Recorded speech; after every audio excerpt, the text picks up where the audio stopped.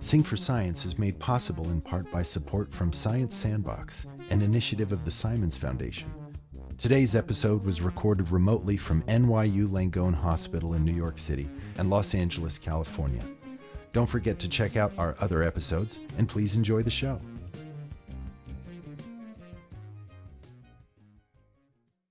The first thing I should say is true puberty is breast development, estrogen, or testicular development and testosterone.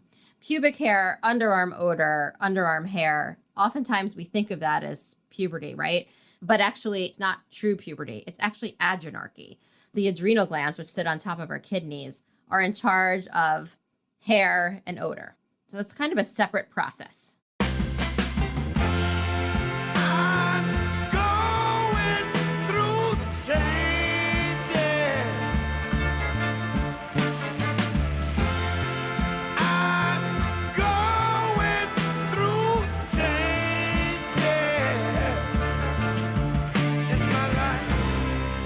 Welcome to Sing for Science, the show where musicians and scientists talk about music and science. I'm your host, Matt White. Each week we'll talk about a song by our guest artist and how it connects with our guest scientist's area of expertise. Today we'll be speaking with actor, comedian, writer, and producer Nick Kroll. Nick created the hit animated musical comedy series Bigmouth, which chronicles the lives of a group of adolescents as they navigate hormone-related adversity throughout puberty. Also joining us is pediatric endocrinologist Dr. Emily Breidbart. Pediatric endocrinology is the field of medicine that focuses on hormone development and abnormalities from infancy to young adulthood. Dr. Breidbart maintains a clinical practice at NYU's Langone Hospital and frequently contributes research articles to leading medical journals in her field. The title of today's episode on the podcast is I'm Going Through Changes: Adolescent Hormones and the Science of Puberty. Hello, Nick and Emily. Thanks for coming on the show. Thanks for having me. Yeah, thanks for having us. So, Nick, it's fair to describe Bigmouth as a musical comedy series, yes? Yes, that's fair to describe it as such. Okay. Because every episode has a song in it. So did you envision the show having such a prominent music component from the beginning? We always knew that there would be music on the show, and especially because the show is about adolescence and puberty, which is such a elevated time emotionally that certain times songs would be the best ways to express or dig in on certain subject matters that just sometimes need a little extra oomph. Right. Now, I think that in a comedy context, when you put something into song, it kind of presses the gas on the funny level. Mm-hmm. You know, at least in my experience, if someone is speaking normal dialogue and they bust into song, regardless of genre, it's just funny to me. Yeah, I think the first song that we pitched when we pitched the show was a song in the second episode of the show. The character Jessie, voiced by Jessie Klein, gets her period for the first time on a class trip to the Statue of Liberty. And that was based on a friend of ours who, when we told her about the show, a friend of ours from middle school, she was like, "Oh, are you going to talk about how I got my period at the Statue of Liberty?" And we're like, "We didn't know that." And it's like, "Oh, of course we didn't know that," because she wasn't going to tell us that when we were 13 years old. And the first song we pitched was like, "Oh, would it be funny if there was a tampon that looked like Michael Stipe singing a song called Everybody Bleeds?" And, you know, you can have Jessie talking about it, how embarrassing it is, and we have her having a conversation with the Statue of Liberty about it, but then this sort of super heightened emo experience of what that could feel like. It as you said, it sort of steps on the gas a little bit, and I would say it heightens it comedically, but it also just heightens it emotionally. And what we found on Bigmouth is oftentimes when you increase the emotional realities of it, you increase the comedic realities of it, and vice versa. So walk me through how a song comes together. I mean, that one, for example, or either the ones by the Hormone Monsters, is Mark, the composer, is he in the writer's room with you guys, or is it something that he does on his own? He's on his own. I mean, what usually happens is we'll have, like another example of a song is the girls, I think it was season 2, I can't remember what season it is, where Jesse and Missy go to a Korean spa. This is based off one of our co-creators, Jennifer Flackett, going to the Korean spa with her daughter and looking at the myriad of different bodies. And that we were like, let's do a song that's eventually we called I Love My Body. And it was sort of an anthem for women and girls and their bodies. And we're like, so we'll go to Mark and be like, this is going to take place in a Korean spa. And it's going to be sung by Connie, voiced by Maya Rudolph. And we wanted to have maybe like a Donna Summer vibe to it. And here's an outline of where we are in the episode. And here's not necessarily lyrics, but here are some, some story points, but also some ideas and jokes and like a paragraph. And then he'll go off and come back to us with a very, very loose demo. And then we work with him on that, being like, great, the song, the vibe is right. The lyrics are not hitting here, here, and here. Or sometimes it's like, oh, you know what? We pitched you a Donna Summer song, but it really should be a Jackson 5 song or a Nina Simone song or whatever it is if we got it wrong. And then we just go in and work the lyrics with him piece by piece. So the writers do contribute lyrics. The beauty of Mark is he's a musician and composer, but he is also very funny. He has a strong comedy background. So in the specific case with him, we found oftentimes it's better to tell him what's not working than it is to try to pitch him lyrics. Right. And he'll come back with different rounds of being like, what about this? What about that? And we're like, great. This is still sticking with us. This is still not working. And then it's just it's more surgical, but it's still letting him figure out the solution than us trying to tell him what the lyrics should be. Okay. And then so when you're actually cutting vocals, are you doing that in the same session that you're doing dialogue, or is that its own thing too? We actually let Mark cut the vocals. In the before times, oftentimes people would go to his studio in LA, but now oftentimes it's him on a Zoom into our recording studios wherever we are recording vocals. For the rest of the show. He'll record remotely, but the rest of the show is cut by our editors. But in the case of lyrics and stuff, he's cutting all of that. He's really producing the songs entirely himself. You're doing the vocals in the same sessions that you would do dialogue and stuff like that. Yes. I mean, again, it depends. Sometimes we have separate sessions just to record songs. It happens schedule-wise that oftentimes it's like, let's now just get it all in one session.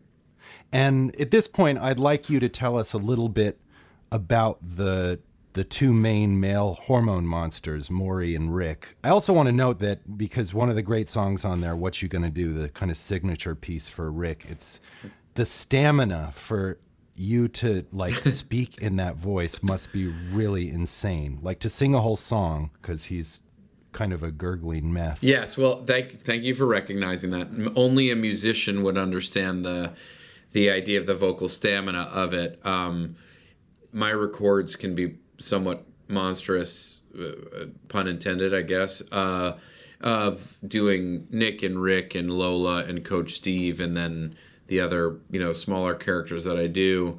We used to have recording all of us together and we would improvise in the booth all day and I would fill in for other people. So there are certain days that were like, by the end of the day, I was pretty run ragged. Singing, I found, because I'm still not a trained singer, I still find my voice is more torn up after singing as any character, let alone Rick, than I am doing regular vocal recordings all day. I could use some tips on that. Singing that Rick song, I really love that song. I'm glad you like that song. I really love that song too. We went to Mark and said, it's the end of this season and it's a larger philosophy for the show. Rick, in particular, based on his catchphrase, is "What you gonna do?" And he says it as a joke, but it's actually a very beautiful, larger statement of philosophy on life, which is, what are you gonna do? There's just certain things that are out of your control. It was after a season-long arc on anxiety, and part of what we learned about dealing with anxiety when we asked psychologists and specialists about like how should kids deal with anxiety, and there are not many things you can actually, there's breathing and there's gratitude and out of gratitude came the Gratitude, a character that Zach Galifianakis did. And for me personally, it's some level of, you have to kind of let go a bit of just, and I think Rick talking about what are you going to do and really letting go of control. It's a very hard thing to do, but I've found very useful in my own life when I feel anxious or filled with anxiety. Yeah, and it's a good glass half full characterization of Rick, because I think if it weren't in the anxiety season, if it were kind of couched in this Nick feeling inadequate, underdeveloped, it's more of like a defeatist's anthem. You know what I mean? Yes. But could you just give us a quick primer on what the hormone monsters are? Sure. The show is built, it started with Andrew, voiced by John Mulaney, having a hormone monster. When we started the show, my co-creators were like, well, we think Andrew should have like a hormone monster. And I immediately responded, Andrew, touch yourself. Touch yourself, Andrew. And it was that voice and that sentiment, and that became the primer for the show and the hormone monsters, which is that desire, sexual desire, anger, impulse, id, that I think really grows in kids at that age, and then is another struggle with it, or come to terms with it and embrace it. So everyone's got a different hormone monster. Some kids have the same hormone monster, but they behave differently with each kid. So Andrew had this character, Maury, and then when it was time for Nick to have a hormone monster, one of my other characters, Coach Steve, it turns out still has his hormone monster because of a delayed adolescence he never quite got through. So his hormone monster was sort of older and broken, and that's the voice of Rick, who is, and he's got one eye and he's missing a leg and he's on a cane because he was originally built for an older man who should not have a hormone monster. And we thought, you know what, that's actually a better hormone monster for Nick to have, because his puberty and adolescence, as mine was, I was a late bloomer, at least in my mind, felt slightly broken or felt behind. Yeah. Then the girls have hormone monstresses. Maya Rudolph voices Connie, the main hormone monstress. And then there's a period of time where Nick is figuring stuff out, and Connie was his hormone monster for a while. And I think that was sort of a fun story point, but then also, as I talked through it in therapy, was a way to talk about someone like myself who had a couple older sisters, and really people who can hold masculine and feminine at the same time. So Nick, the character's relationship to Connie, the hormone monstress, was a symbol of his hormonal development being slightly different than what it was like for Andrew and Maury, a very straightforward kind of classic adolescent boy with a incredibly high libido desire for masturbating and ejaculating. Right.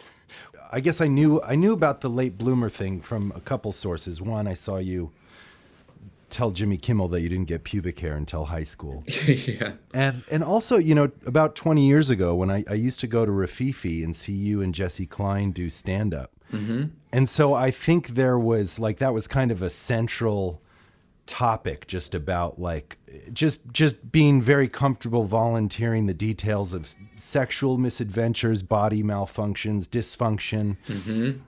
And maybe this is a product of being a comedian, but I would imagine at the time in high school that would, for me, puberty and most people, it was like a real source of shame and insecurity, regardless of where you were on the spectrum.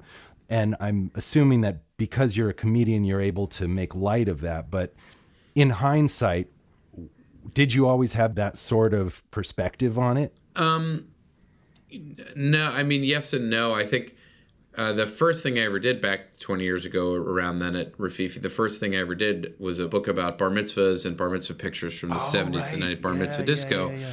So we were, for whatever reason, I was exploring some of that from early on.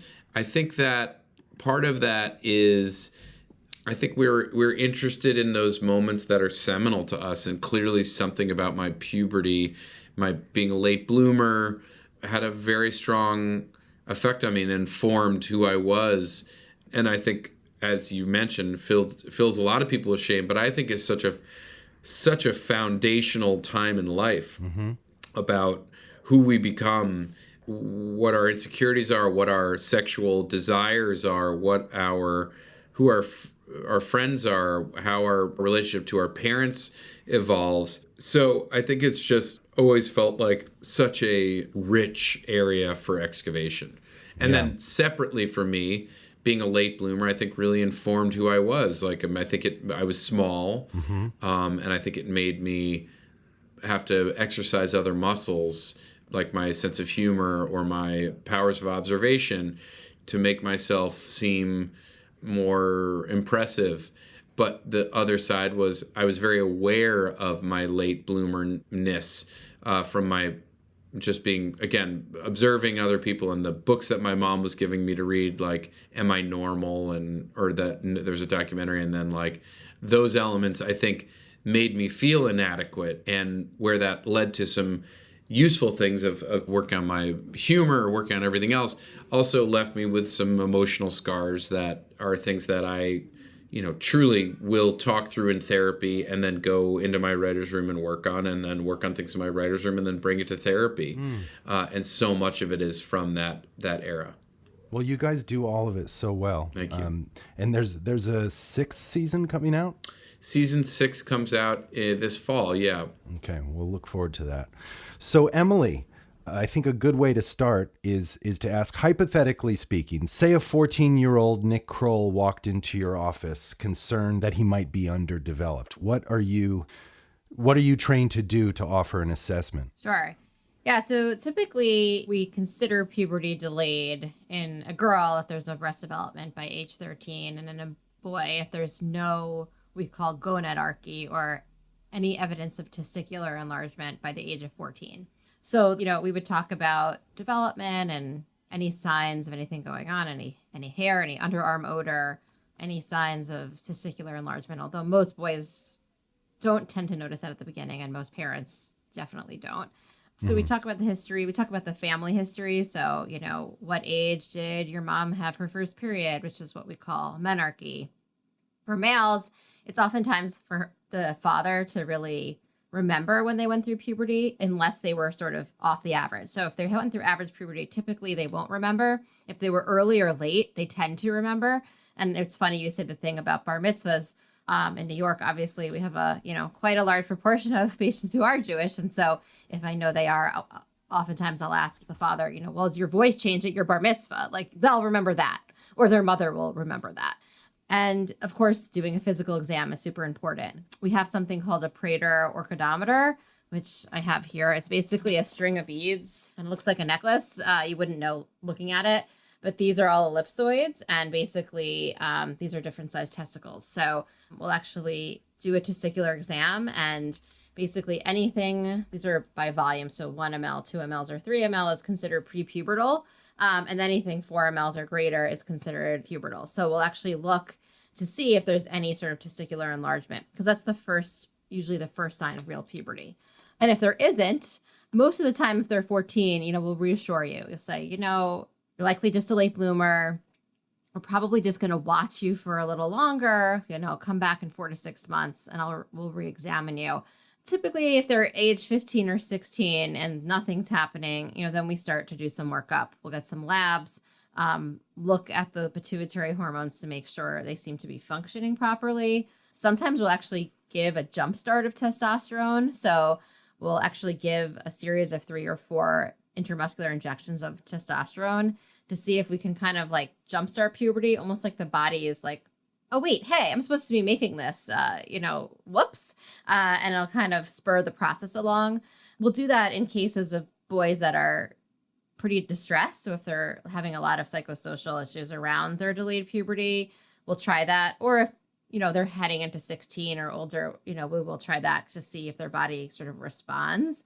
But, typically most boys that come in with delayed puberty, by and large, are just what we call constitutional delay, just later bloomers. And a few, of course, have like organic, disease processes or genetic issues that they are not sort of like the coach, like where they're, not going to go into puberty on their own. But I guess some of the most rewarding cases we see, I'll have boys who I've been following for, with delayed puberty, and they'll get really anxious about it.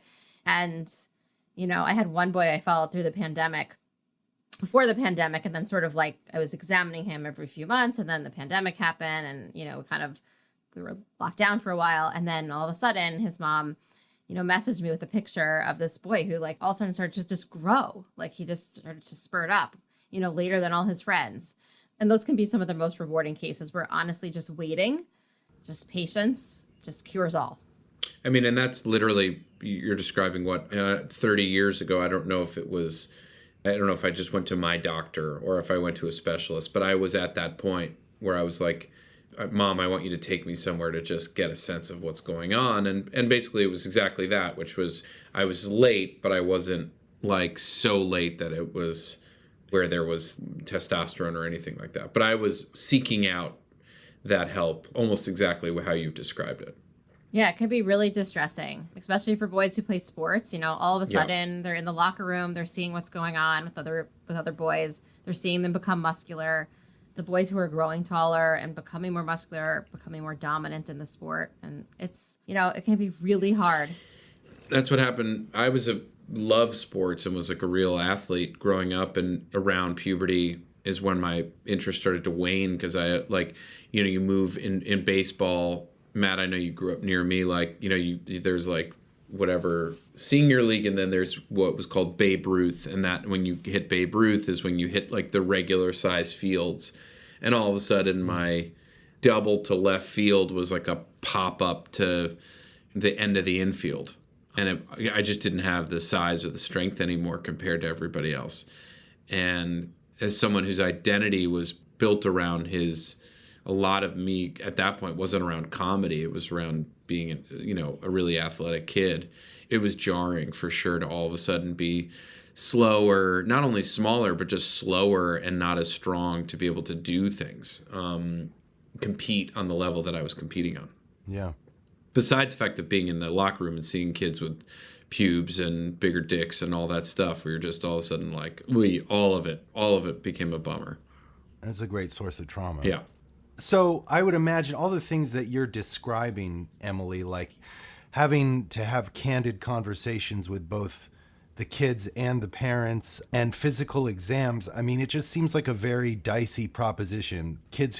A kid who's already going to be insecure, and then all of a sudden they need to have their genitals examined. So I'm just assuming that like your bedside manner is a key thing. Like, could you talk about how you navigate that? Yeah, I mean, it is hard. I at the point that a boy or girl is coming in worried about delayed puberty, often enough there's significant personal anxiety around it that they're motivated, like what Nick said, like he was concerned. So they usually kind of accept that they need to be examined and this is part of the process.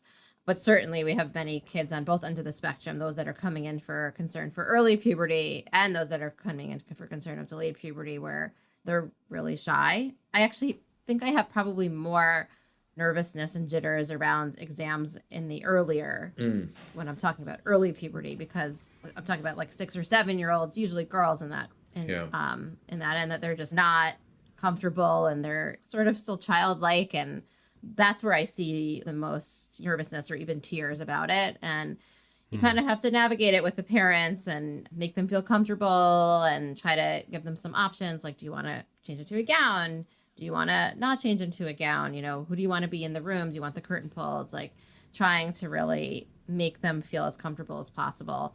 But it is definitely one of the harder parts of being an endocrinologist is trying to, you don't want to ever make someone feel violated or uncomfortable.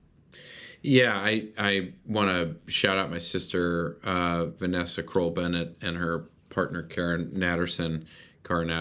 Emily, I don't know if you know them, but they have a podcast called the Puberty Podcast, and Cara is a pediatrician and now writer, and my sister has been working with young women for many years doing started out with like doing after school program athletics for girls, but in doing so has discovered and seen so much of what's going on with young women, especially as puberty starting much earlier now. Is that fair to say that historically they're having pubertal elements of their life happening younger than that used to be. Is that true? Yeah, it definitely is true. I mean, we're definitely seeing puberty earlier these days. And, we can kind of talk about like, well, why is that happening? But we know that there's been about a decrease of 2 to 3 months per decade for the last, 36 to 40 years in terms of breast development and when that occurs. So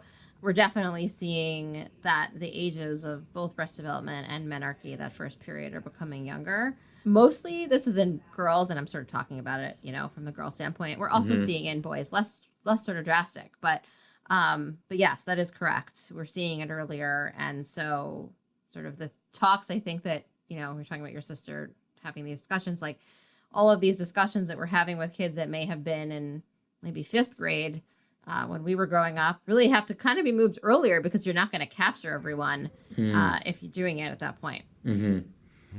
So to what do you attribute this? Yeah, I mean, that's like the $1 million question. Why are we seeing this decrease? There's a lot of different theories. The first is that we do know that the trend of earlier onset of puberty parallels the increasing prevalence of obesity. So there does seem to be a link towards the higher body weight and earlier initiation of puberty. So that's one thing. I mean, there hasn't necessarily been a causative study, like a study that's shown causation directly, but the trends really do match up.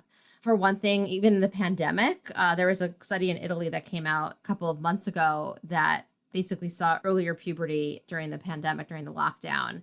And this has actually been anecdotal, even by pediatric endocrinologists in the US. We don't know, like, why is that? Is it because people were locked down and probably had more weight gain? Most kids during the pandemic, most adults, right, put on some weight because we were all not exercising much and eating more and sort of very sedentary. So is it the screen time? Is it sleeping habits that were changed? Is it stress? Did that change something? Could it be staying indoors more and having more, exposure to endocrine disruptors in our homes as opposed to being outside that contributed to that? And we don't really know the answer. Is there anything I've heard about, like hormones in the milk and all that, in animal hormones, stuff like that, antibiotics and things that we're giving all the animals that we consume? There hasn't really been any super convincing evidence on that. And it's a question I get from parents all the time. There's been studies or some studies that show, phytoestrogens and phthalates and all these plastics we have in our environment, we see higher levels in girls who went through puberty early. And then some studies completely debunk that and say that, no, we didn't find any causation. So I think it's really hard to make a blanket statement on that because the studies have just been so discordant. But typically what advice I give is like, yeah, if you can buy organic, if you can afford that, if it's not a hardship, for sure, dairy and meat products would be ideal to be organic. But we really don't know. I think there's a lot of research into that. It's a hot button sort of topic, and it'll be interesting to see what we find. But there's not really been something in specific that we've found that like, this is why. We do know, as opposed to years and years ago when menarche in the 19th century, the average age of a first period was like age 17, And of course, now we have good nutrition and great sanitation, and most people who are and may not be able to struggle with food are probably going to get more caloric things. Like, now healthy eating is expensive, right? So as opposed to then, now it seems like the clocks have sort of turned. So we're all sort of probably have overnutrition and better hygiene. And that's probably a lot of what has caused the earlier development. But of course, now the trends in the last sort of century are much more sort of, I think, related to what's going on in the environment and probably, obesity. Let's zoom out for a second. Could you just give us a basic understanding of just the mechanics of puberty? Like what triggers it to start? Is there like a master switch? Yeah, so there is. So in the hypothalamus, which is part of our brains, there's something called GnRH, which is gonadotropin hormone releasing hormone. Okay, so basically the hormone that controls our pituitary gland, like the master gland is in the hypothalamus, and then it's the key regulator of hormone cascade in the body. And it starts with a pulsatile secretion. So it's sort of on and off, and usually mostly secreted overnight. And it kind of triggers what we call our FSH and our LH, our follicle stimulating hormone, and our luteinizing hormone, which is in our pituitary gland, to signal to either the ovaries or the testicles to start producing estrogen and testosterone. That's the sort of that GnRH, that trigger is what sets off that whole cascade. So the first sign of puberty in girls is really breast development or breast buds. That's the very first sign that your hypothalamus is secreting that GnRH and that, there's the signal going on and going to those ovaries. And most girls start with that. 15% of girls have pubic hair before the development of breast tissue. But again, it's sort of unrelated, related, but unrelated. And from the first sign of breast development to getting a period is about 2 to 2.5 years. And in that 2 to 2.5 years is when your growth spurt happens, when you're growing, 3 to 5 inches a year. That's what's going on in that process. And the breasts continue to mature, through that 2 to 2.5 years of puberty. Of course, girls do grow after they have their menarche, usually, sometimes as much as 2 to 3 inches. So there's also this sort of fallacy that, you got your period and you're done growing, but that's not actually true. You actually do have some growth left. In boys, the earliest sign of puberty is that increase in testicular volume, which, like as I said before, is kind of usually not detectable. So in girls, it's kind of apparent, when you have breast bud development, it's sort of obvious, but in boys, it's not as obvious. So oftentimes parents have zero idea of when their son is starting puberty because it's just, they're not looking at them. They're showering on their own, they're not seeing that.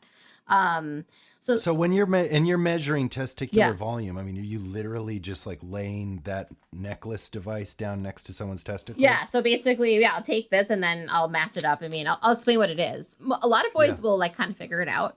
But you're kind of matching it up. So we get the most accurate measurement. Of course, we can kind of like guesstimate, but typically it's easier to just sort of match this up and get our testicular volume. And as I said, like anything greater, 4 cc's and greater signals that testosterone production has begun and the testicles are starting to enlarge. So that's what we're really looking for in terms of where we're at in puberty, because it tells us, it really kind of gives us, especially if we're seeing patients for growth, let's say we're seeing patients for short stature and not for puberty, but puberty is extremely relevant because if you're already advanced to 20 cc testy, let's say, like you're probably pretty much done with your growth, right?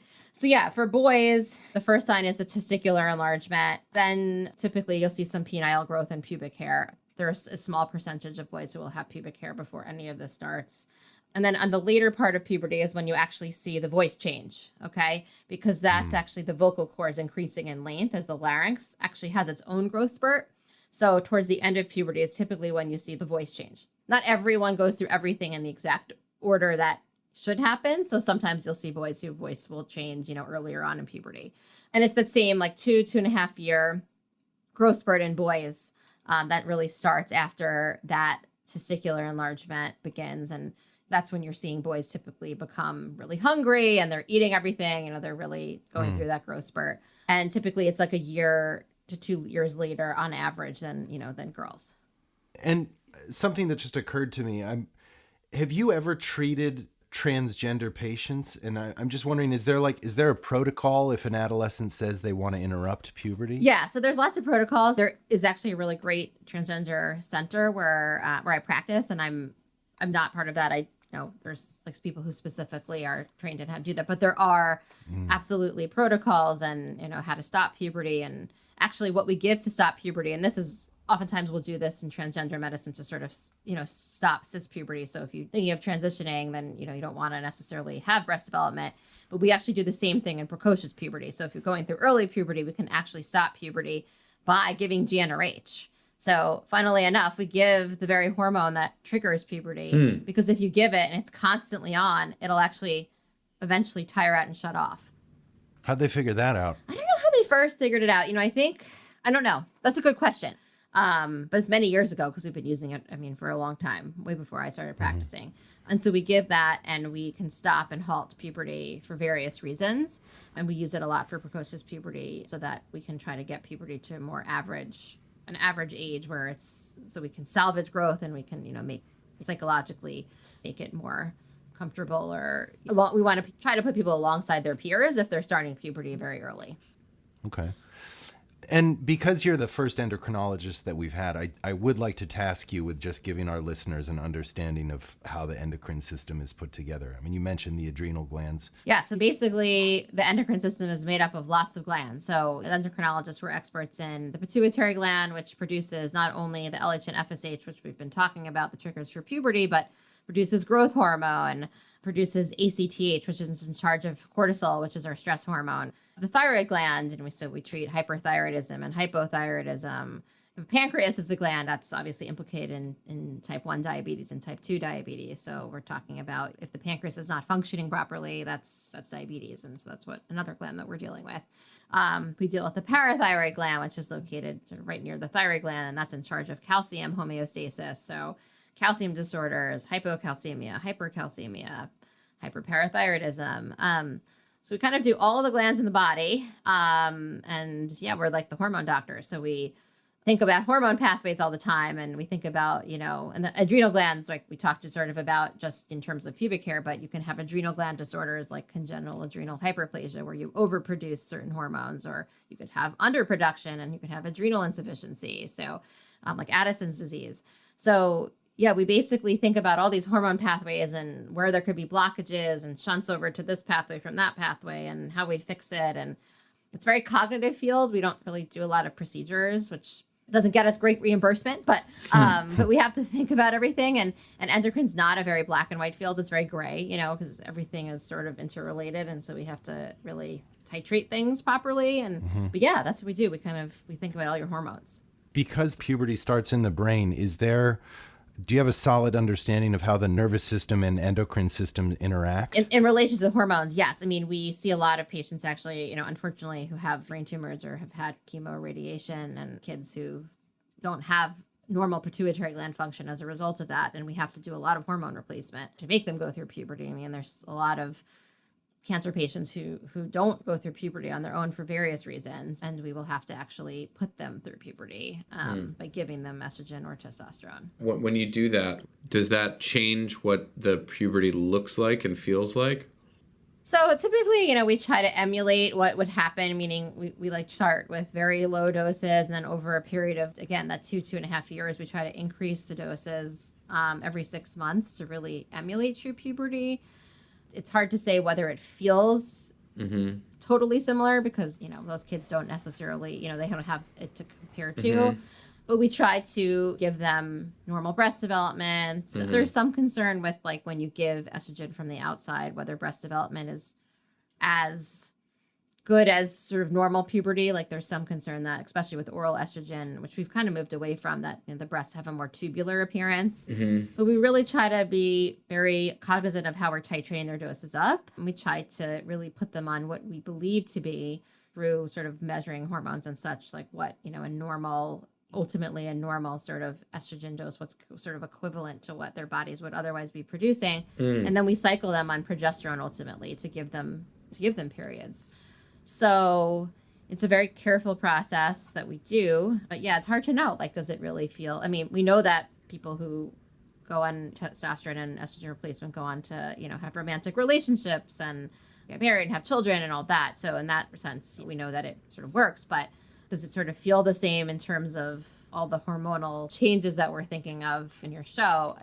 I think so. I mean, I think that there's certainly, I have parents who are like, oh, they're so moody now. And it's like, well, that's a good thing. We want that to happen. That's like, that's normal, right? Yeah. But it is hard to know, like, is it exactly the same? Because we give estrogen patches. So they're actually these like clear stickers, honestly, that go on their skin, usually on their upper abdomen or lower abdomen. And we can cut them, in quarters, but you can only increase them, by quarters every, let's say, 6 months. So you can't really quite emulate like the little intricate, what our bodies are doing is like pulsing out tiny little changes over time. You can't quite emulate that. Sure.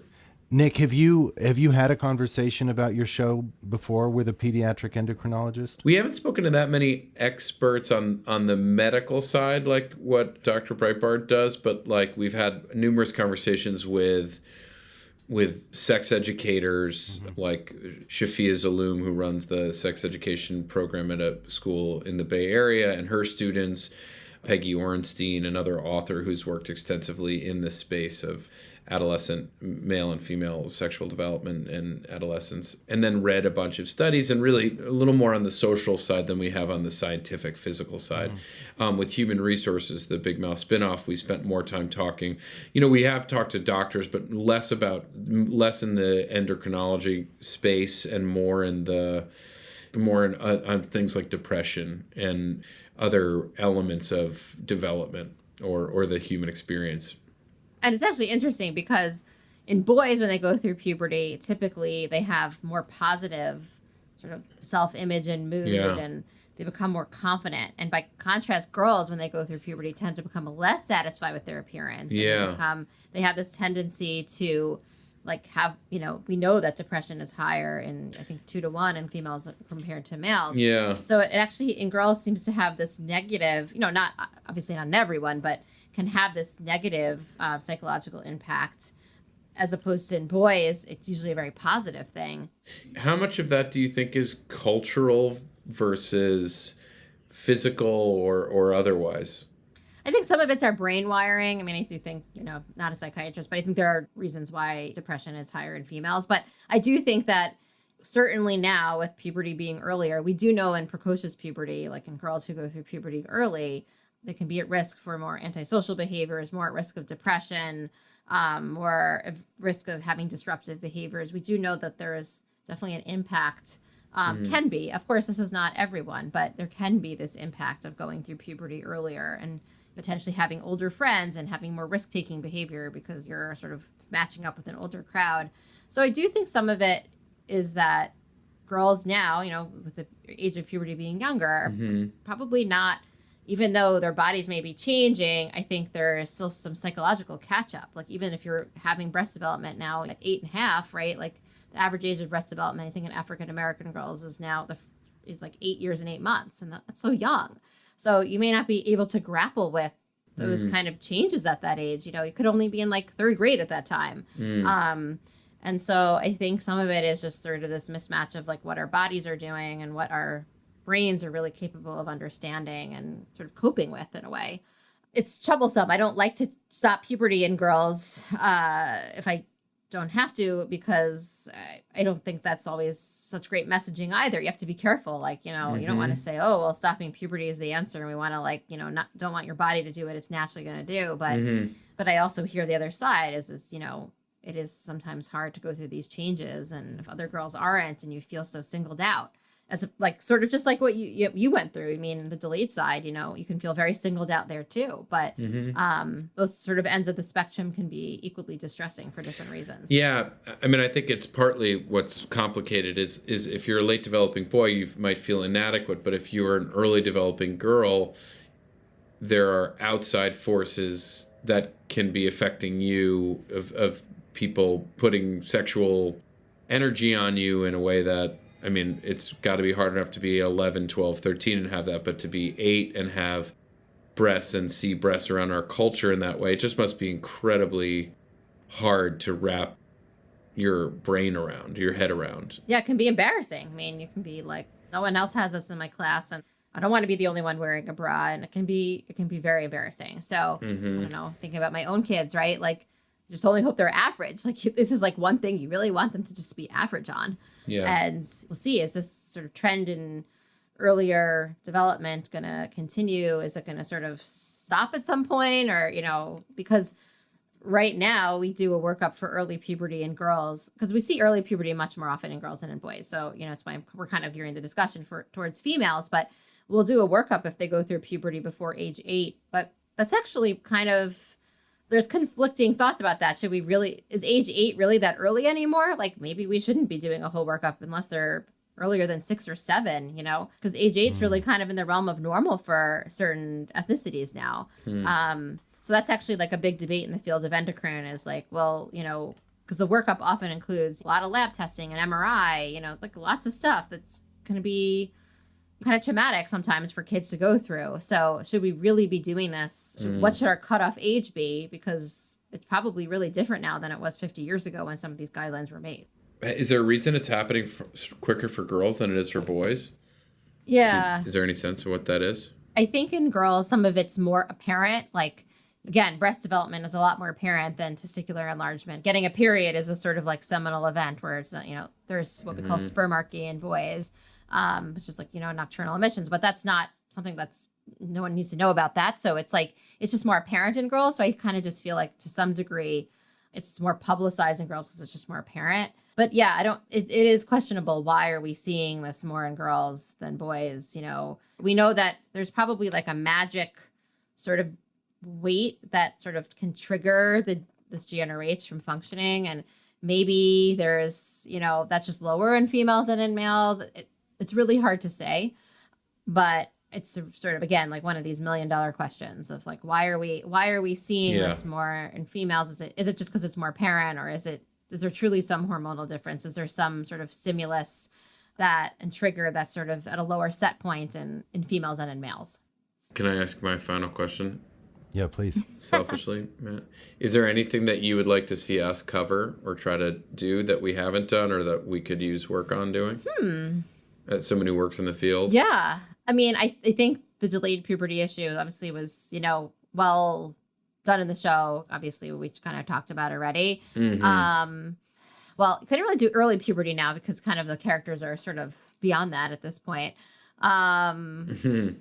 Well, but we also have like little sisters and brothers and stuff like that sometimes we can cover some of that stuff. But early puberty. Yeah, I think that would be interesting. Got it. It's like, from my standpoint, we see like, we see irregular periods, we see periods that are too heavy and like whatever. I don't know if that would sort of go along. I'm trying to think how that would like work in the show in a comedic way. I would like to think about that, I would say. Because I think there are... Yeah.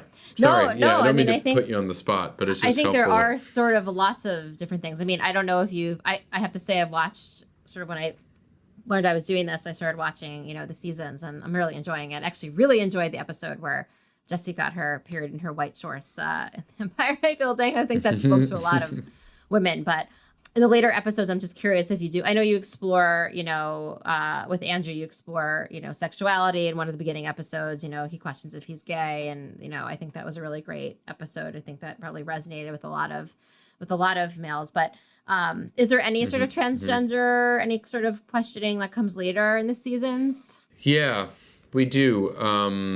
It's the top of season 4. We do a story and Nick goes to camp, Andrew goes to camp, and there's a storyline around it. It's a actress, Josie Toda, who's on Saved by the Bell, who's a transgender, and she's the actress in it. But it's a little bit more about after she's transitioned, she goes back to the same camp that she had been at, and what that experience is like. But also what's interesting in general in these kinds of things is like, how do you tell... And we were encouraged very much by our writers in a lot of different storylines, but including this, which is like, how do you tell a story about what it's like to be a transgender teen or tween right now, but also that isn't necessarily about their transgenderness. Right. Which is complicated to figure out, but also that's our task, is to tell different kinds of stories in a way that feels that there's no difference between telling a story about like a hetero cis boy who wants to jerk off all the time and a transgender girl who has a crush on a boy, like, or a girl, or whatever it is that we're telling. But we talk a little bit about, in a flashback, about her process of how she got there, and talking to her parents and going to doctors and hormone therapy and things like that. So you'll see it's at the top of season 4, I believe, when Nick and Andrew go to camp. The first 3 episodes. No, I think that's great. Yeah. But yeah, obviously, from a sex ed point of view, I'm sure you've done a lot of this too. But, especially if your sister what's one of her sort of, missions is talking about safe sex and, all the different options. There's so many options now for teenagers in terms of how to prevent pregnancy and be safe and all that. I think that's also relevant, especially probably because that's somewhat of your audience and they're going to be listening to this kind of thing. Yeah. Those elements of the show are, as we've talked about here, there's the physical things happening, and then there's the emotional and social things happening to you, and that you are happening to things that we're constantly trying to find the levels to. How are they separate? How are they intertwined? Right. Yeah, exactly. I could use a quick cross-reference check Nick, given that we grew up in the same part of the country at the same time. Yeah, where did you guys grow up? This is Westchester? I grew up in Westchester, and Nick's in Westchester. I grew up in Greenwich. Okay. Yeah, the show it takes place in, it seems like a Scarsdale equivalent or something. it's what Andrew and I went to school in White Plains. But it's basically some version of that. So 8th grade for us was sort of peak AIDS crisis and how to manage that from a public health standpoint, especially with kids. And in my health class, as we're talking about sex ed, it makes me think of this. In our health class, they had someone come in. I don't know if it was like from the state board of health. I don't know if it was a paid rep who you may have had too, but this person came in and gave us a speech about how we could protect ourselves. And then at the end, she said, okay, let's do a quick Q&A about ways that you can protect yourself from contracting HIV/AIDS. Anyone have any ideas? And some kid raises his hand. He says, yeah, don't have sex. And she says, sure, abstinence. Second kid says something else. Third kid says, wear 2 condoms. And she says, sure, double bag it. No, that was that. Wow. Fairfield County was doing other work than Westchester. So yeah. I guess my last piece of advice is, of course, is double bag it. Tell everybody out there. No, I'm kidding. Thank you so much for doing this, both of you. My I really pleasure. Appreciate it. Emily, nice to meet you. You too. Nice to meet you. We have huge fans in my office, so everyone says hello. Oh, I'm glad. All right, tell them I say hi. Go to Netflix on October 28th to see the season 6 premiere of Nick's show Bigmouth and his new stand-up special, Little Big Boy. You can learn more about Dr. Emily Breitbart's work in pediatric endocrinology at nyulangone.org.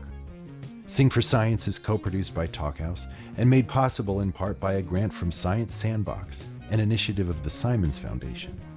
Our music is by Panoram. Our mix engineer is Lou Carlozo. Social media manager is Bailey Constas. And our digital producer is Keenan Cush. Special thanks to Sari Eichenblatt and Catherine Ullman for their help with today's show. If you liked today's episode, please tell a friend about us and give us a review and some stars. For more information, go to singforscience.org and follow us on social media at Sing for Science. Thanks for listening.